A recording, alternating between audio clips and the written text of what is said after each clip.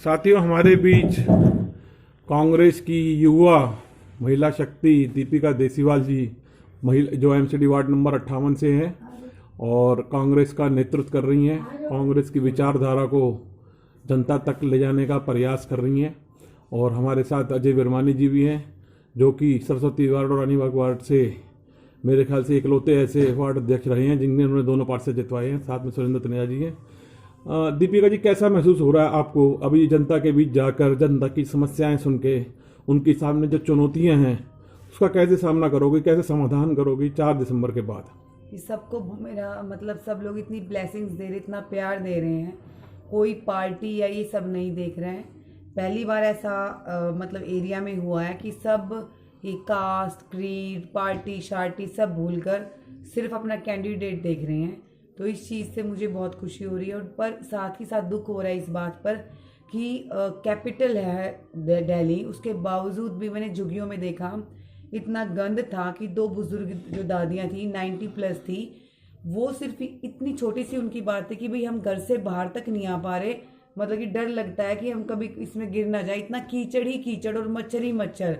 मतलब जो basic rights है उनके, यहाँ की गवर्नमेंट, यहाँ के नेता, यहाँ के पार्षद, यहाँ के एमएलए, यहाँ के एमपी क्या कर रहे हैं जो एक उनके बेसिक राइट्स उनको नहीं दे पाए। तो क्या फ़ायदा ऐसी पॉलिटिक्स का और क्या फ़ायदा ऐसी एजुकेशन का? मैं आपसे एक छोटे छोटे क्वेश्चन पूछता जाऊंगा कि यहाँ एक, अब तो खैर वो वार्ड नंबर उधर चला गया रानीबाग में, लेकिन पहले सरस्वती वार्ड में था कि ये रंग महल झुग्गी से जब आते हैं तो एक मंदिर था कोने पे, इसको डीडीए ने बहुत कुछ सालों पहले हटा दिया था। उसके बारे में कुछ कहना चाहेंगी? जानकारी है इस बारे में? नीरज गुप्ता जी ने कहा था मैं अपने खून के अंतिम बूंद तक दे दूंगा, जो वहाँ के पार्षद थे, लेकिन वो कभी नज़र नहीं आए वहाँ पे। उस आवाज़ को, जैसे भारतीय जनता पार्टी का नेतृत्व रहा है, हमेशा नारा रहा है, हिंदुत्व को लेके वो चलते हैं, और एक उस संगे उन्होंने उस मंदिर के लिए कुछ नहीं किया। पार्षद रहे 5 साल वहाँ।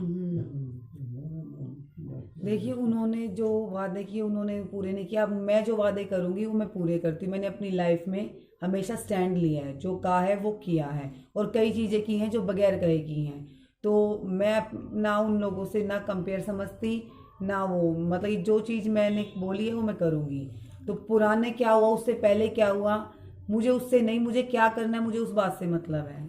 मैं एक चीज़ ये कहना चाहता था कि जैसे कि आप एक युवा शक्ति के तौर पे उतरे हैं, जिस तरीके से मैंने आपका बायोडाटा देखा, कुछ पीछे क्लिप्स देखी हैं आपकी, जो कि जिसमें कि आपने भारत को रिप्रेजेंट किया है, तो एक अच्छा लग रहा है कि एक ऐसी शक्ति यहाँ सरस्वती विहार में जुड़ रही है जो भारत का नेतृत्व कर रही है, जो बड़ा गौरव की और मान की बात होती है। ऐसे में सरस्वती विहार का वार्ड, जैसे कि आप देख रहे हो कि पिछले कुछ सालों से नजर में आ रहा है कि एक कैंडिडेट दोबारा रिवाइज नहीं करता, कई बार कैंडिडेट की सीटें चेंज करते हैं। पार्टी की पॉलिसी है, कभी रिजर्व हो जाती है, कभी कुछ। अगर पार्टी अगर आपको दोबारा मौका नहीं देती तो क्या सरस्वती विहार के जो ये निवासी हैं, जो एक आपका परिवार की तरह है, इनके लिए उतना ही संघर्ष रहोगे आप? देखिए, ये तो इलेक्शन की इतनी छोटी सी बात है। भारत में कहीं भी मेरी ज़रूरत होगी ना, Deepika Deshwal will be there. चाहे वो पैरामिलिट्री फोर्सेस का इशू रहा हो, महिलाओं का रहा हो, लड़कियों का रहा हो, यूथ का रहा हो, मैंने हर इशू को नेशनल लेवल पे उठाया और अंतर्राष्ट्रीय स्तर पर अपने देश का नाम रोशन किया है।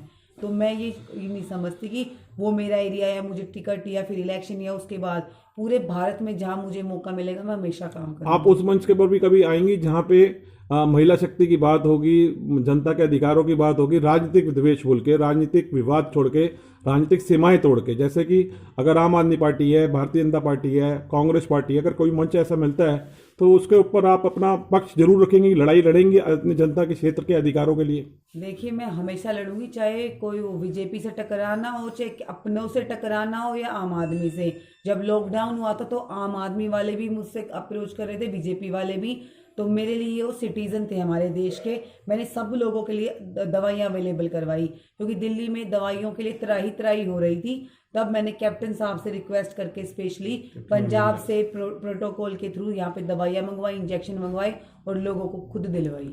आपसे ये आश्वासन और ये उम्मीद हमारी बनी रहेगी क्षेत्र के निवासियों की, और हम प्रयास करेंगे सरस्वती विहार के निवासी, उसके साथ ये लगता हुआ क्षेत्र है रानीबाग का क्षेत्र और आसपास के भी जो क्षेत्र है, और पूरे समस्त दिल्ली के वासी, भारत के वासियों के लिए मैं ये जरूर चाहूँगा, और आपसे समय समय पर जुड़ते रहेंगे, आपको याद दिलाते रहेंगे आपकी ये बातें, ये आश्वासन जो आपने हमें आपको दिया याद है, दिलाने की ये जरूरत उम्मीद नहीं जो आपने पड़ेगी, जगाई मेरे है, दिन रात मेरे हाँ, माइंड में वही हाँ, चीजें रहती हमारा हैं। आपसे ये प्रयास है कि काफी सारे नेता आए हैं, बात बोल के चले जाते मैं हैं अपने आप और को फिर वो नेता नहीं बात हम मानती, मैं रिकॉर्ड कर लेते हैं। अपने आप को भारत की बेटी मेरा मानती आपसे हूँ। एक हाथ जोड़ के निवेदन है कि आप जो बात आज कह रही हैं, 4 दिसंबर के बाद जब हम आपसे मिलेंगे, आप मुझे टैग मैं कर ये चाहूंगा लेना। कि विरमानी जी आपके साथ बैठे हुए हैं, आप पत्र व्यवहार के द्वारा आप जो पत्र लिखेंगे हम उस पत्र को पढ़ के दिखा के यहाँ मीडिया में लोगों को बताएंगे कि हमारी जो युवा शक्ति जो इतना जोश से भरी आपके बीच में आई है, तो वो अब जो जनता की आवाज है, जो समस्याएं हैं, वो सीधा दिल्ली सरकार और भारत सरकार तक पत्र व्यवहार के द्वारा पहुंचाएगी।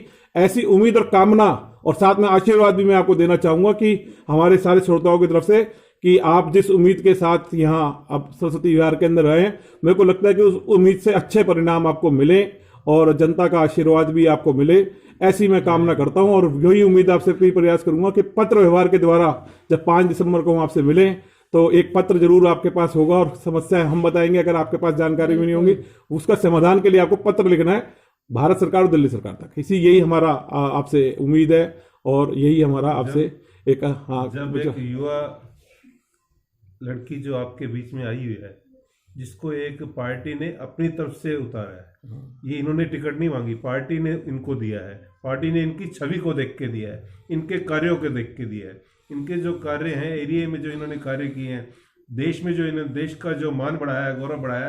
ह्यूमन राइट्स की आपने बात की, ह्यूमन राइट्स के ऊपर ही इन्होंने यूएन में स्पीच दी, ह्यूमन राइट्स के ऊपर ही इनका जो लगातार 2 साल इन्होंने स्पीच दी, जिसके लिए इनको गिनीज बुक में इनका नाम रिकॉर्ड है।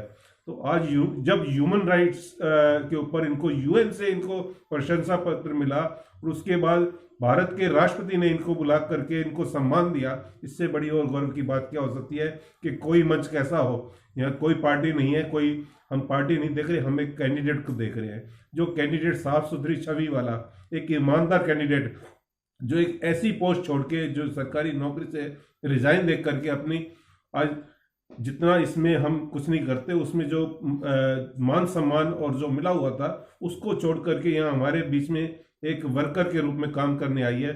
उस लड़की को मैं कहता हूँ हम सबको मिलकर के जिताना है और एरिया का विकास करवाना है। आपकी बात का मैं वर्मानी जी समर्थन करता हूँ, आपकी कांग्रेस पार्टी का धन्यवाद करता हूँ जिस कमेटी ने इनको चुना। ये बिल्कुल इसके अंदर कोई शंका नहीं है कि ये एक बेदाग जोश से भरा हुआ और एक ऐसा चेहरा है जिससे पार्टी की ने जो पुरानी गलतियां करी हैं उसका सुधार इस नेतृत्व के तौर पे उन्होंने दिया है सरस्वती विहार के लोगों को। मेरे को भी ऐसी पूरी उम्मीद है कि ये महिला कांग्रेस पार्टी का भी नाम, जो छवि, जो जन आधार कांग्रेस पार्टी ने खो दिया है, उसको वापसी लेकर आएगी और इसका परिणाम 2024 के 2 चुनाव जो होने वाले हैं उसमें भी दिखेगा।